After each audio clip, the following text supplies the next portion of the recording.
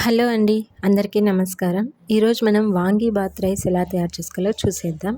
Vangibath rice తయారు చేయాలంటే main ingredient vangibath powder. అది కూడా ఇంట్లోనే సింపుల్గా చాలా త్వరగా ఎలా తయారు చేసుకోవాలో కూడా ఈ వీడియోలో నేను మీకు చూపించబోతున్నాను. ఇందుకోసం ఫస్ట్ మనం పాన్ పెట్టుకొని 1.5 టేబుల్ స్పూన్ ధనియాలు, 1 టేబుల్ స్పూన్ శనగపప్పు, 1 టేబుల్ స్పూన్ ఉద్దిపప్పు, 5-6 ఎండుమిర్చి, 1 టేబుల్ స్పూన్ తెల్ల నువ్వులు, 2 లవంగాలు, 1 టేబుల్ స్పూన్ ఎండు కొబ్బరి, ఒక సినామిన్ స్టిక్ తీసుకొని బాగా రోస్ట్ చేసుకోవాలి. ఒక మంచి ఆరోమా స్మెల్ వచ్చే వరకు రోస్ట్ చేసుకోవాలండి. మనం బయట కొనే పౌడర్ కన్నా ఇంట్లోనే ఇలా పౌడర్ చేసుకొని మనం ప్రీమిక్స్ చేసుకొని ముందుగానే ఎత్తిపెట్టుకుంటే ఎప్పుడైనా మనం ఇంట్లో ఏమీ కుక్ చేసుకోలేనప్పుడు జస్ట్ రైస్లో ఈ పౌడర్ వేసుకొని పోపు పెట్టుకుంటే సరిపోతుందండి. చాలా త్వరగా అయిపోతుంది అండ్ టేస్టీగా కూడా ఉంటుంది. సో ఇలా అన్నిటినీ రోస్ట్ చేసుకొని ప్లేట్లో వేసుకొని పక్కన పెట్టుకోవాలి. అది చల్లారేంత వరకు. సో ఈ లోపల మనం వంకాయలు బాగా వాష్ చేసుకోవాలి. నేను ఇక్కడ 6 వంకాయస్ తీసుకున్నానండి. సో వాటిని బాగా వాష్ చేసుకొని ఇంకొక గిన్నెలో వాటర్లో సాల్ట్ వేసుకోవాలి. సో మనం కట్ చేసుకున్న వంకాయలన్నిటినీ దాంట్లో వేసుకోవాలండి. వంకాయలు ఉప్పు నీళ్ళల్లోనే వేసుకోవాలి, లేదంటే అది కలర్ చేంజ్ అవుతుంది, బ్లాక్గా వచ్చేస్తుంది. సో మనం కట్ చేసుకున్న వంకాయలన్నీ ఉప్పు నీటిలో వేసేసుకుంటాం.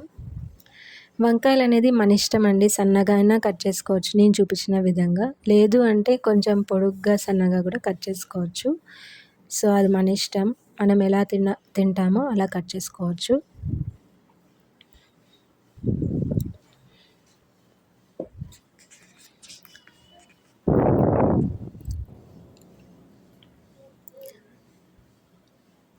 సో వంకాయలన్నీ కట్ చేసుకొని వాటర్లో వేసుకొని ఈ లోపల మనం ఆల్రెడీ చల్లార్చడానికి పెట్టుకున్న ఆ స్పైసెస్ని మిక్సీ జార్లో పౌడర్ చేసుకోవాలండి.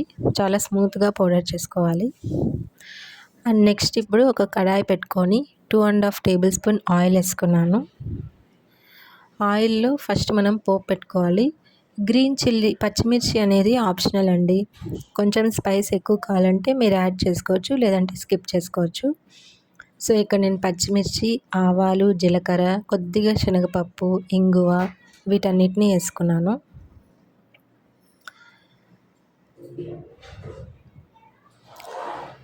సో అవి కొంచెం స్ప్లిట్ అయ్యాక కర్రీ లీవ్స్ యాడ్ చేసుకోవాలి.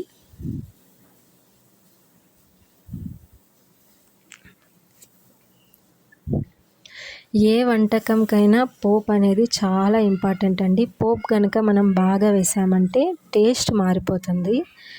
సో పోపు చాలా బాగా వేసుకోవాలి. ఇక్కడ చూసారు కదా, ఆవాలు, జీలకర్ర కొంచెం స్ప్లిట్ అయ్యాక మనం కర్రీ లీవ్స్ యాడ్ చేసుకున్నాం. దాని తర్వాత ఇక్కడ 1 ఆనియన్ యాడ్ చేసుకున్నానండి. ఈ ఆనియన్ అనేది 30% కుక్ అయితే చాలు మనకి, మళ్ళీ 90% అవసరం లేదు.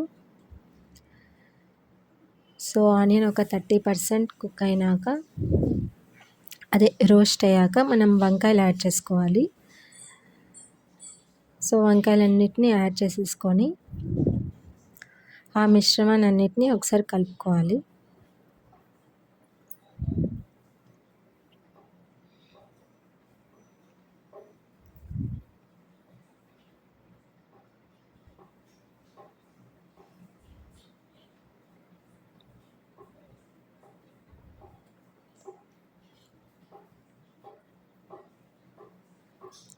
సో వంకాయలన్నీ వేసుకొని ఒకసారి కలిపేసుకొని ఇందులో మనం పసుపు, కొద్దిగా సాల్ట్, టేస్ట్కి తగ్గట్టు సాల్ట్ వేసుకొని ఒకసారి బాగా మిశ్రమాన్ని మొత్తం కలిపి మూత పెట్టుకోవాలండి.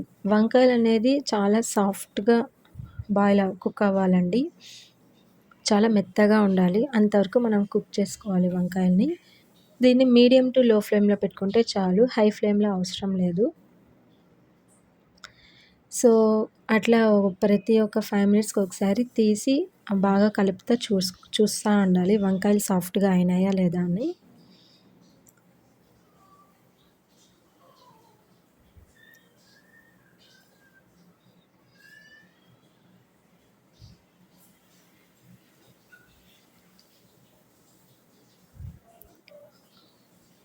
సో నేను ఇప్పుడు చేసిన వాంగీబాత్ రైస్ని మీరు ఒకసారి ఇంట్లో ట్రై చేయండి. ట్రై చేసి మీకు ఎలా వచ్చిందో కూడా కమెంట్ సెక్షన్లో నాకు చెప్పండి. చూసారు కదండి, వంకాయలు సాఫ్ట్గా వచ్చాక మనం వాంగీబాత్ పౌడర్ని యాడ్ చేసుకోవాలి. ఇక్కడ నేను తీసుకున్న వంకాయలకు తగ్గట్టు నేను 3 టేబుల్ స్పూన్ వాంగీబాత్ పౌడర్ని యాడ్ చేసుకున్నాను. సో వాంగీబాత్ పౌడర్ యాడ్ చేసుకొని మళ్ళీ మొత్తం మిశ్రమాన్ని ఒకసారి కలుపుకోవాలి. కలుపుకొని చింతపండుని చిన్న లెమన్ సైజ్ అంత చింతపండు చాలండి.